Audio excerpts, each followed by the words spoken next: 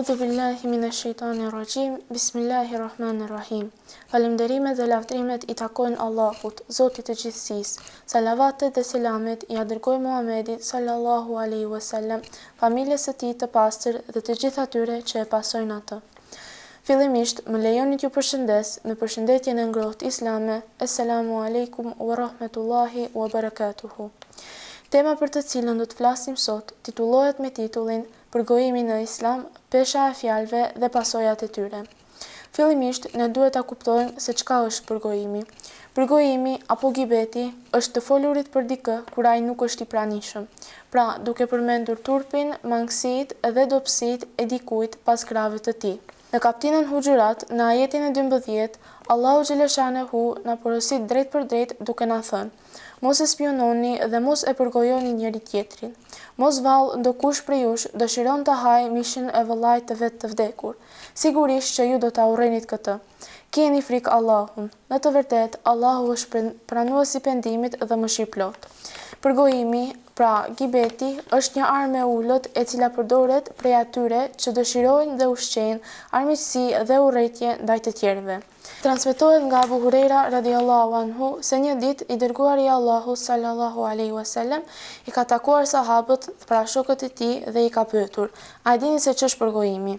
Sahabët u përgjigjen: "Allahu dhe i dërguari i tij e dinë më mirë." Pejgamberi alayhis salam ju tha: "Të përmendesh për vëllain tënd atë që ai e urren." Ata e pyetën: "E nëse është e vërtet ajo çka thuhet për të?" E Muhamedi alayhis salam ju tha: "Nëse ti ajo çka thua është e vërtet, atëherë ti e ke përgojuar atë. E nëse nuk është e vërtet, atëherë ti ke shpifur për të." Gibeti është nga haramet më të rrezikshme të cilët rrallë njerëz mund t'i ikin.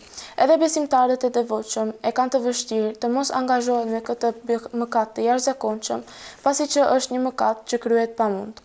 Përgojimi bëhet nëpërmes fjalëve, e ç'është më e lehtë se të flasësh. Çdo pjesë e trupit sëmuret dhe mund të shërohet, por gjuha është e vetmja që as nuk sëmuret dhe as nuk lodhet. Në një rast tregohet se Omer ibn al-Hatabi ka hyrë te Ebu Bekri radhiyallahu anhu dhe e ka gjetur atë duke e kapur gjuhën e tij. Kur e pyeti pse po e bën këtë, Ebu Bekri u përgjigj: "Kjo është shkaktare që njerëzit i fut zvarr nga fytyrat e tyre në xhehenem, pra në ferr." Për shumica dërmuese e njerëzve nuk e kuptojnë se si janë duke e shkatëruar veten e tyre dhe ahiretin e tyre. Ju vjen vështirë t'i thojnë dikujt ndonjë fjalë të mirë, por kur vjen puna për përgojim dhe shpifje, nuk i mendojnë pasojat e kësaj dynjaje dhe të tjetrës. Përgojimi i ndot zemrat, i helmon ato dhe i forcon ndaj kujtesës së Allahut. Sa herë ndodh që të zihen dy shok, të hidhërohen dy motra dhe të shkatërrohet familje pas familje si pasojë e fjalëve që lundrojnë rreth tyre. Dikujt i vjen si argëtim dhe nuk e kupton se si e helmon veten dhe ato rreth tij. Gjithashtu harron se për çdo zënk, për çdo hidhërim dhe për çdo prishje që shkaktohet nga fjalët e tij, ai quhet si mëkatar dhe përgjegjës mbi to. Në kohën e pejgamberit sallallahu alaihi wasallam, disa munafik i kishin përgojuar disa musliman, dhe kështu Allahu ua kishte dhënë një erë kundërmuese, saqë nuk mund ta duronin njerëzit atë erë të keqe. Dhe pejgamberi alayhis salam tha se kjo erë është si pasojë e përgojimit. Pasi kaloi një periudhë kohore nga koha e pejgamberit sallallahu alaihi wasallam, dikush e kishte pyetur një dietar të urtë: "A thua ka urtësi në atë që në kohën e pejgamberit ato që kanë përgojuar kanë pas erë kundërmuese, kurse në ditët tona nuk ka dukuri të atilla?" Dietari ju shpërgjigjur: "Në kohën tonë bëhen aq shumë përgojime saqë njerëzit janë mësuar me këtë erë dhe nuk e ndjejnë më."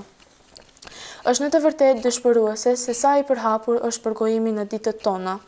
Ajo që se kuptojmë apo që shpesh e harrojmë është se ne për çdo vepër dhe për çdo fjalë tonë do përgjigjemi para Allahut xhaleshanehu.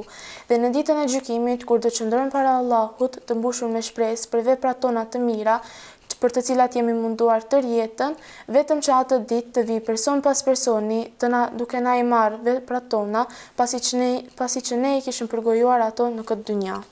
Ne e dim dhe praktikohet që shlyrja e borxheve materiale të të ndjerit e merr përsipër dhe e merr si përgjegjësi fëmia apo familja e tij ose vetë i ndjeri para se të vdes apo para se të ndronë jetë. Por ne harrojmë se njeriu në këtë jetë ka edhe borxhe shpirtërore, të cilat shkaktohen nga fjalat që del nga goja e tij dhe e lëndon dikën, ashtu që ai kur shkon të flej nuk e zë gjumin nga lëndimet e përgojimit. Pejgamberi alayhis salam ka thënë se ai që i lëndon zemrat dhe shpirtat e njerëzve në ditën e gjykimit do të bankrotojë. Sahabët i pyeti, a i dini se ç'është bankrotimi? Ata ju përgjigjën, ai i cili i humb të mirat materiale. Pejgamberi alayhis salam na tregon se në ditën e gjykimit, ai që ka përgojuar do t'i merren veprat e mira të atij dhe do t'i jepen atij që e ka përgojuar. Dhe nëse nuk ka më vepra të mira, atëherë do të merren gjunahet apo mëkatet e të atij që i është bërë padrejtësi dhe do t'i hudhen atij të padrejtit. Janë edhe ato mësimet e bukura që Islami na i mëson, e atë vazhdimisht nga hadithet e pejgamberit alayhis salam, ku në një hadith na tregon: nuk e mbulon asnjë robin tjetër në këtë dynja e të mos e mbulojë Allahu atë në ditën e gjykimit.